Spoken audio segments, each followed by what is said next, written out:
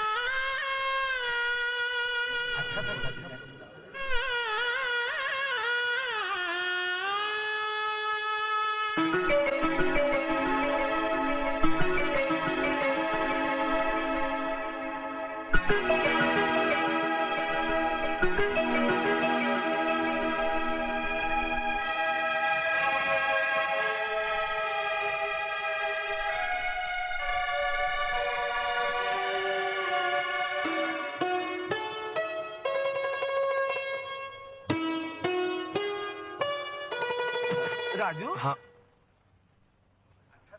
जी चाचा जी।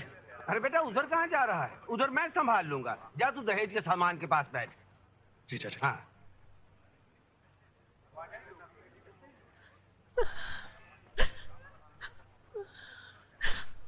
अरे सुमन। जी बुआ जी। तू कहाँ जा रही है बेटी? अब आकर संभाल से। जी। ये रो रो के निढाल हो रही है। मेरे तो हाथ पांव फूल रहे हैं बेटी। अब जाके तू ही बिठा।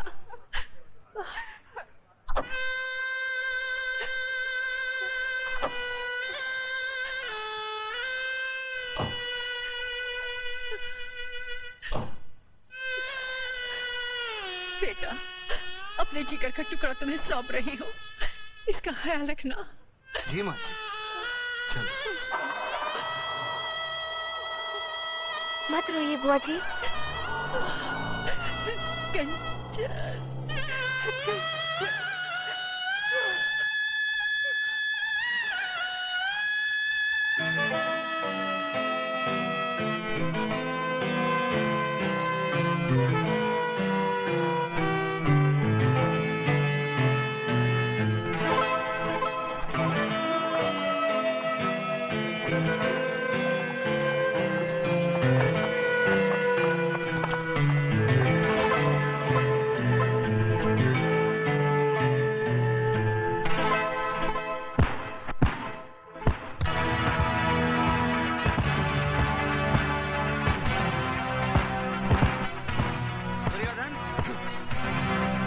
बिहारी जी ने बुलाया है।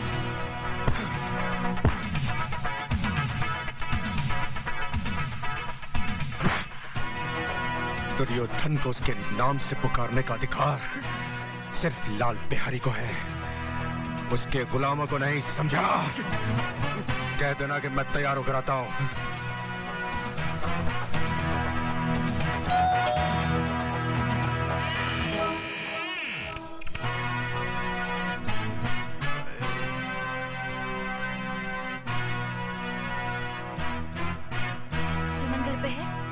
सुमन घर पर है इसीलिए तो तुम आई हो, वरना जब तक हम अकेले थे तुमने हाल भी नहीं पूछा।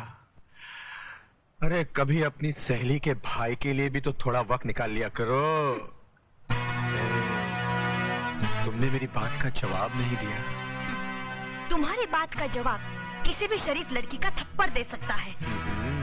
लेकिन मैं तुम्हें जलील करके अपनी सहेली को रुसवा करना नहीं चाहती।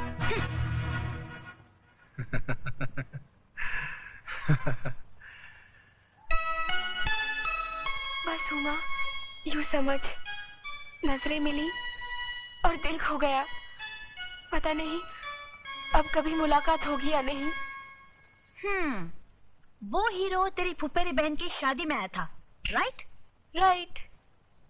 वो दूल्हे के साथ साथ था, यानी कि वो लड़के वालों की तरफ से आया था, राइट? अरे राइट की बच्ची, ये सब तो मुझे भी पता है। ये बता कि उससे मुलाकात कैसे हो सकती है। बताती हूँ। तो दिल का कागज ले, प्यार का कलम बना और अपने आंसुओं की स्याही से अपने फुफेरी बहन को लिख कि तेरी शादी में तेरे मियाँ के साथ जो हीरो था वो कौन था, वो कहाँ से आया था, हाँ। उसका नाम पता क्या है, बस।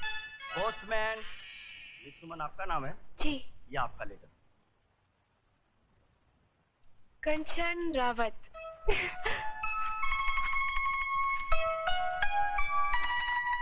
प्यारी बहन सुमन, तेरे खत का जवाब लिख रही हूँ। तू जिसके लिए बेकरार है वो भी तेरे लिए उतना ही बेचैन है।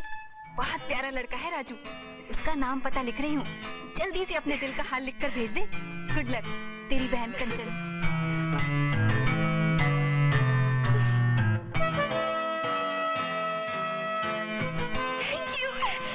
कंचन मेरी बहन। अरे नमस्ते माँ जी। नमस्ते। भाग तो ऐसे रही है जैसे कोई खजाना हाथ में हाँ, है। ऐसे ही कुछ है। क्या? जी कुछ नहीं। उमा घर में है?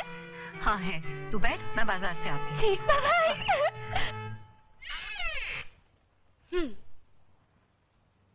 ये लो, सूरज सर पर चढ़ गया और ये महारानी अभी तक सो रही है। उमा उठ, उमा!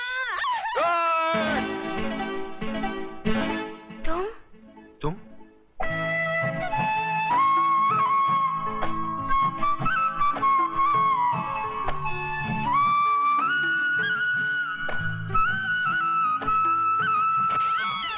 अरे सुमन, बड़ी तेज है रे तू। फुफेरी बहन की शादी में किसी को दिल दे बैठी और यहाँ आई तो मेरे भाई पर डोरे डाल दिए।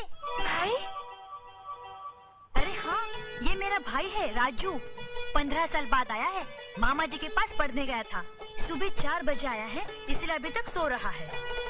ये वही राजू है?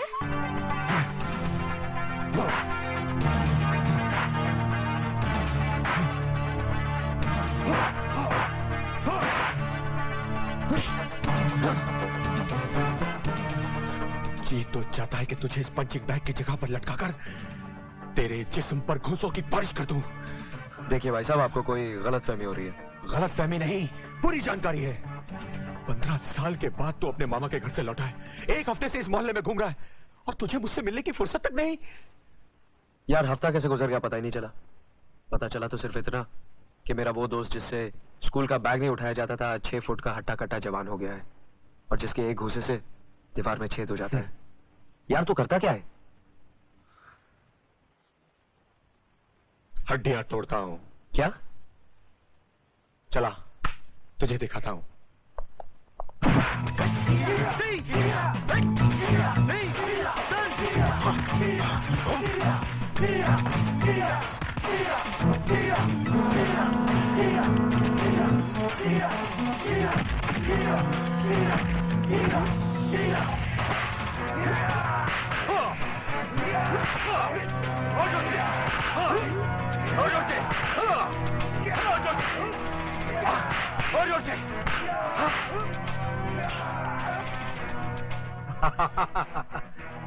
क्या देख रहा है? यार शक्ल तो तेरी बिल्कुल महाभारत के अर्जुन जैसी है, लेकिन कर्म बिल्कुल दुर्योधन जैसे। लेकिन तूने तो कहा था तू हड्डियां तोड़ता है, यहाँ तू हड्डियां तोड़वा रहा है। मुझे हड्डियां तोड़ने और तोड़वाने दोनों के पैसे मिलते हैं। पैसे मिलते हैं? हाँ। कौन देता है? वही जो तोड़ने के पैसे देता है। अच्छा, तो इसका मतलब है कि कलयुग के इस दुर्योधन के साथ भी कोई शकुनी मामा है।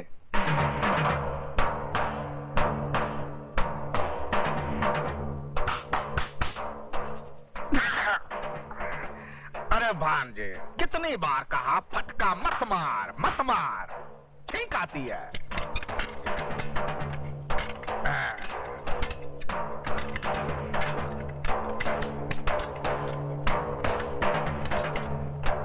ये देखो। जय बजरंग बली, तोड़ दुश्मन की नली। वो तो टूट गई समझो। तो आइए सीने से लग जाइए। हमारे सीने से लग के कोई फायदा नहीं होगा। वो दिल से दिल नहीं मिलेगा। ये जो पेट है ना ससुरा, ये बीच में आ जाता है। आपकी यही बातें तो दिल को मोह लेती हैं। आप जौहरी बाजार में जाके पूछे ना, मैं हर एक से कहता हूँ कि आप कितने ईमानदार, नेक, अच्छे। हमको गाली नहीं देना, कह देता हूँ। शरीफ आदमी नहीं कहना, हम बहुत हरामी चीज हूँ, समझे ना? काम की बात कर। बिहारी सेठ, कालिया हर हफ्ते गले पर अंगूठा रखकर हफ्ता बढ़ा देता है। तुम मुझे गटर में फेंक दो। धीरे से काहे को बोलता है रे? हम क्या ससुरा डरता हूँ किससे? जोर से बोल। बिहारी सेठ, कालिया को मारने का इंतजाम सिर्फ आप कर सकते हैं और इसके लिए मैं आपको 10,000 रुपए दूंगा। एक साल से यहाँ ही झक मार रहे हो। कंपटीशन में हिस्सा लेने लायक नहीं बने ना, तो यहाँ पर तुम्हें लटका दूंगा, छोड़ूंगा नहीं। देखो भाई, लाखों रुपया खर्च करता हूँ तुम लोगों पर, आराम का पैसा नहीं आता हमरा। इधर का पसीना इधर तक आता है कमाने में। हाँ सेठ, क्या कह रहे थे तुम? जी मैं ये कह रहा था कि कालिया को मरवाने के लिए मैं आपको 20,000 रुपए तक दे सकता हूँ। के नाती, एक आदमी मारने का तैयारी हो रहा का मच्छर मारने का? मार दे घन और कर दे चित। तू ये भैया ये कहाँ ट्रेनिंग दे रहा है तू? है कि जरा सिखा इनको, नहीं तो ससुर के नाते कंपटीशन में हमारे कपड़े बिकवा देंगे। नंगे भेजोगे का बिहार? हाँ सेठ, क्या कह रहे थे तू? हम ठीक से सुने नहीं। जय बजरंग बली, जय हनुमान ज्ञान सागर। जी वो इस काम के लिए व्यापारी 50,000 भी दे सकते हैं। महावीर विक्रम बजरंगी कुमति निवास सुमति के संगी कंचन वर्ण विराट सुवेश 1 लाख और ध्वजा विराजे कांधे मुज्जने उसाजे शंकर सुवन केसरी नंदन। 1 लाख काम के पहले, दूसरा लाख काम के बाद।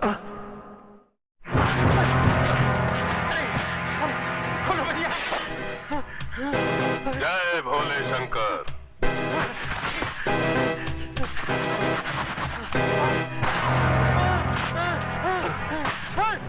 जय भोले शंकर। रे जाड़िया, धार देखता है? अरे धार साला पत्थर पे खिस खिस के नहीं बनाएला है, बल्कि तेरे जैसा हरामी लोग का आंतड़ी काट काट के तेज खेला है। क्या कालिया भाई, मुझसे गलती हो गई, मुझे क्षमा कर दो। जय भोले शंकर। ये पापी पाप खुद किया, क्षमा मांगने तेरे भगत के पास आ गया। पहले वह चोटी वाले भैया को सुपारी देता है। अरे वो चोटी वाले भैया को तो चोटी काट के अपन झाड़ू बनाएगा, लेकिन उसके पहले साला अपन तेरे को खलास करेगा। अपन सिर्फ प्रसाद खाता है। ढक्कन खोल। साला झाड़िया, ये गटर देखा? ये गटर का मुंह अपन की खोली में खुलता है, और इसका तुम किधर है उसका साला पुलिस तक को पता नहीं है। अभी तक साला 99 लोग को काट के इस गटर में फेंकेला है। आज तेरी बारी है।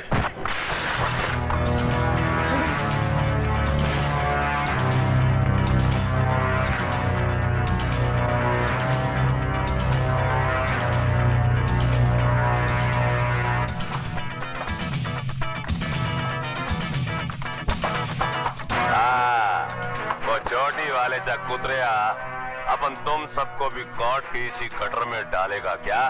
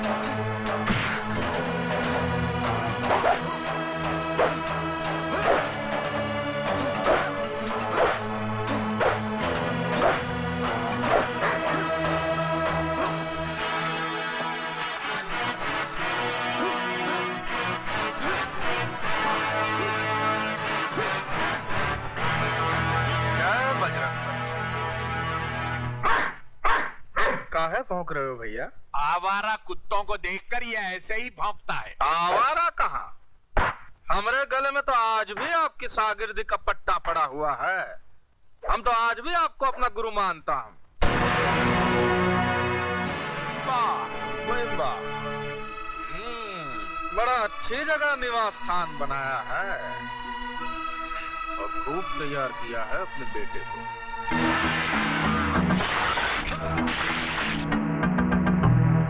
क्यों ना हो, तजुर्बे की भट्टी में तपकर कुंदन ही बनेगा ना। लोमड़ी के मुंह से शराफत का राग अच्छा नहीं लगता। काम की बात कर, काम की बात। सुना है आप इस बार अपने सपूत को पैर पैंतरा कंपटीशन में हमरे खिलाफ उतार रहे हैं। ठीक ही सुना है। दुश्मन को उसके घर में घुसकर मारने का मजा ही कुछ और होता है। अरे जिनकी आग पर दुश्मनी की हंडिया पकाने से का फायदा ठाकुर साहब। हमरे अखाड़े में खिलाड़ियों पर दाव लगते हैं। अगर आपका लाडला हमरी ओर से लड़ेगा, हमरे पक्ष में लड़ेगा, तो बड़ा खुलकर दाव लगाऊंगा। पैसे का लालच तुम जैसे दल्लालों को होगा, जो मासूम खिलाड़ियों को दौलत की लालच से गुमराह करके उनकी जिंदगी और मौत को दांव पर लगाकर अपनी तिजोरियां भरते हैं। ये मार्शल आर्ट जिसे हमारी संस्कृति ने जन्म दिया था, आज दूसरे मुल्कों की शान बन गया है। लेकिन अफसोस, ये फन हमारे ही मुल्क में एक लावारिस बच्चे की तरह है जो अपना भविष्य तलाश कर रहा है। मैंने अपना खून पसीना एक करके इस कला का एक मंदिर